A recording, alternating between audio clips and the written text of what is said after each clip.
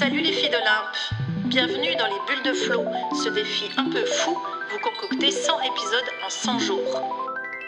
Chaque bulle sera une respiration, une histoire ou un défi pour éclairer autrement nos différences, nos ressemblances et nos fameux possibles. Je suis Florence Hugui, facilitatrice des impossibles, et je vous emmène avec moi dans mes bulles d'expériences, d'anecdotes, de dialogue avec vous aussi, bien sûr. Allez, on respire et on s'envole. Dans ce nouvel épisode, j'ai envie de vous parler d'un livre que vous avez peut-être lu, mais que vous avez en tout cas au minimum croisé quelque part dans une librairie, sur une plage, dans un train, en face de quelqu'un qui était en train de le lire. C'est La femme de ménage de Freida McFadden. Ce livre est sorti en 2024, c'est un polar et moi ça fait plusieurs semaines que je le reluque un peu partout et que je me dis tiens, pendant les vacances d'été, je vais prendre le temps de le lire et je vais prendre le temps de lire des trucs légers et puis de plonger dans ce polar qui a l'air super puisqu'il est partout en pile, les gens en parlent, enfin ça a l'air fantastique.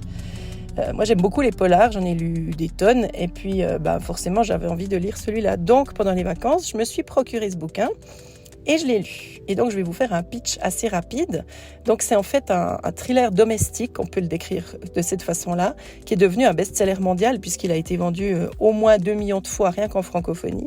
L'histoire, elle est très simple et surtout très accrocheuse. C'est l'histoire d'une jeune femme précaire qui accepte un job de femme de ménage dans une maison plutôt bourgeoise. Et très vite, elle va se rendre compte qu'il y a quelque chose qui cloche dans cette maison parce que le mari est beaucoup trop séduisant pour l'épouse qui est, elle, pas du tout assez séduisante. Et puis, en plus, bordélique.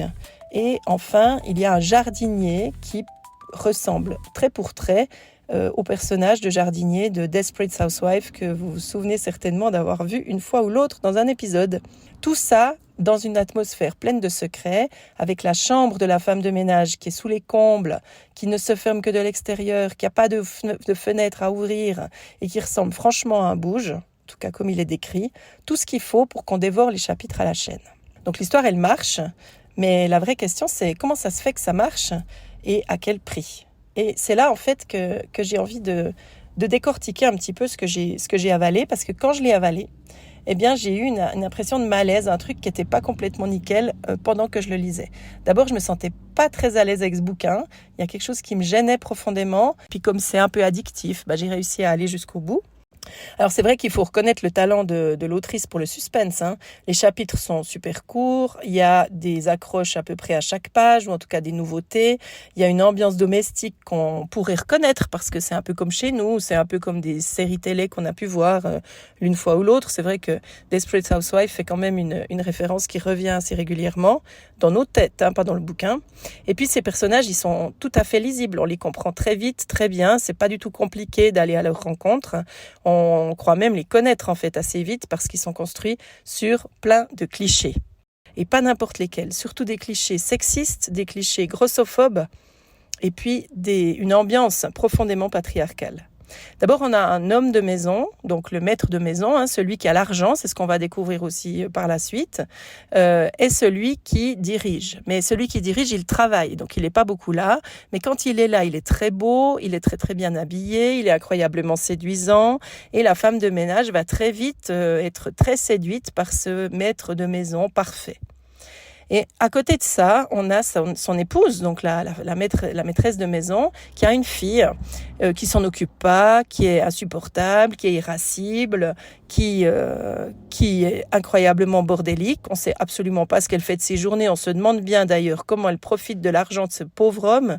Et puis surtout, crime ultime, elle est beaucoup trop grosse. Voilà, et c'est mentionné comme ça dans le bouquin.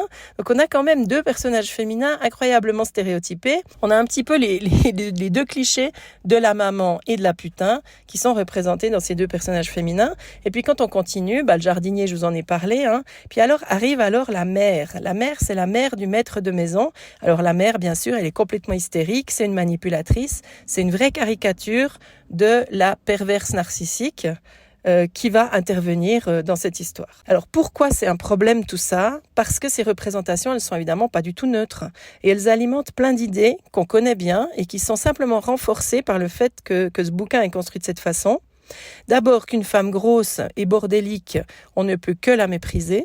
ensuite que les femmes, elles se jalousent et que c'est même là leur principale activité dans la vie et qu'elles se détruisent entre elles. Elles sont absolument capables d'aller jusque-là. Puis bien sûr, alors aucune solidarité entre elles. Et puis les hommes violents, donc les hommes pervers, puisqu'il s'avérera que, spoiler, il s'avérera que le maître de maison est beaucoup moins gentil et beaucoup moins parfait qu'il n'en a l'air, eh bien il a une excuse puisqu'il a lui-même eu une mère complètement perverse. Quand lui range la cuisine, c'est une œuvre d'art. Et quand c'est une de ces fameuses femmes qui s'en occupe, c'est un travail qui n'a aucune valeur et qui a aucune raison d'être salué ou d'être remercié. Et en fait, c'est là que ça devient dangereux. Parce que ces récits, toutes ces histoires-là et toutes ces productions culturelles qu'on bouffe depuis des dizaines d'années, en cinéma, en séries télé, en livres, en pièces de théâtre, enfin dans tout ce qui est de l'ordre des histoires qu'on entend et qu'on nous raconte, participent à renforcer cette haine des femmes, cette haine qu'on a pour nous-mêmes en fait, puisque c'est d'abord nous-mêmes qui sommes critiqués, qui sommes jugés, et nous sommes juges. Quand nous sommes en train de lire ce bouquin, on se dit aussi que cette maîtresse de maison, c'est une vraie connasse. Et on utilise ce terme-là. Bien sûr que les mots ont un sens. En fait, la haine qu'on a pour ces femmes, on l'a pour nous-mêmes aussi. Et en tout cas, il n'y a aucune sororité qui va se dégager de quoi que ce soit, aucune solidarité, puis aucune prise de recul parce qu'on n'a pas le temps. On est prise dans l'intrigue. Et donc, il s'agit de tourner les pages les unes après les autres. Et on ne réalise même pas qu'on est en train de tourner cette haine contre soi-même, au fond. Alors, qu'est-ce que ça dit de notre société ? Ça marche parce que c'est familier, parce qu'on a l'habitude de ces clichés, puisque ces clichés, on les a tous vus des centaines de fois dans toutes les productions culturelles, comme je le disais tout à l'heure. Alors quand on les retrouve dans un roman, quelque part, ça nous rassure. C'est des figures qu'on connaît, on les connaît parfaitement bien, ces figures-là, donc on ne se pose pas de questions. Mais en fait, ça entretient une sorte d'imaginaire collectif. C'est celui où la valeur d'une femme va dépendre de son corps. Et donc, pour la maîtresse de maison, malheureusement, son corps est difforme, donc ça pose un vrai problème. Ou alors de sa minceur, comme celle de la femme de ménage, qui va emprunter ou qui va pouvoir utiliser une des robes de la maîtresse de maison et se rendre incroyablement séduisante grâce à ça. Mais c'est aussi la capacité des femmes à tenir leur maison, parce que ça aussi, c'est un critère qui visiblement a l'air important, et donc à être une épouse parfaite. C'est un monde dans lequel les femmes ne peuvent absolument jamais compter les unes sur les autres. Et c'est un monde, bien sûr, où les hommes, même s'ils sont violents, ont des excuses parce qu'ils ont été tellement malmenés dans leur enfance, ou qu'ils ont tellement de travail, ou qu'ils ont tellement de responsabilités. En tout cas, il y a tellement de raisons qui font qu'ils ont fait un tellement mauvais choix en épousant l'épouse qu'ils ont choisie, et donc ils sont les victimes de l'histoire. Voilà, ça c'est pour la femme de ménage de Freida McFadden. Mais la bonne nouvelle, c'est qu'il y a d'autres œuvres et que cette histoire de boniche qui va travailler dans une maison bourgeoise pour arriver à se sortir de la panade, c'est une histoire très très stéréotypée qu'on a déjà beaucoup vue dans plein d'autres œuvres et j'ai envie de vous en citer 3. Et aujourd'hui, nous inventons une nouvelle étape, puisque dans ces bulles de flow, tout est autorisé.